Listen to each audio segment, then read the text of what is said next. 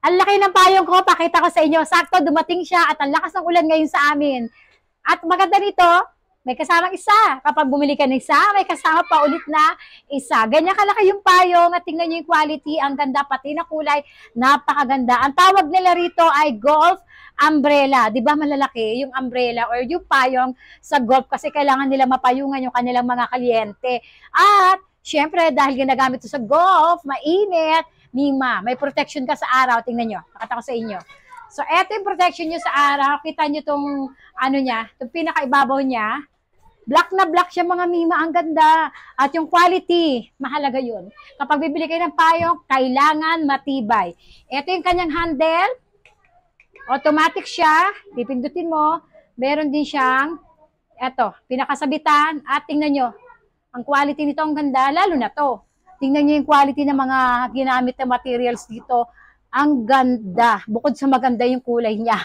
Ganito siya, kapag nakapatay, ay yung red naman, pakita muna sa inyo.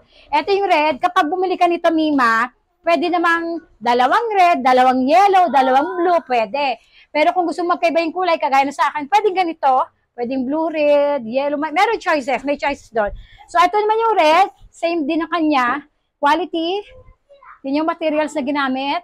Lagi yung titingnan yung mga nakabili na, yung mga reviews, ha? Ang gaganda ng reviews ng payong na to. Pag sinarado mo, safe ka rin sa araw pala rito, ha? Pag sinarado mo, ganda. Tapos ako kasi, pag nagdadala ako ng payong sa kotse, meron akong plastic na malaki kasi nga, para hindi tumulo. Tsaka para nakakover na itong pinakabasa niya. Ito meron na ganito. Saan ka pa, Mima? Ang ganda ng payong na to, Mima. Malaki. Tingnan nyo, ang laki ng payong na to. Ganyan siya kalaki at eto siya. Pag nakabukas. Habang naka-B1 sila, Mima, bili na. Malaki ang payong na to. Pwede mong ipang regalo yung isa.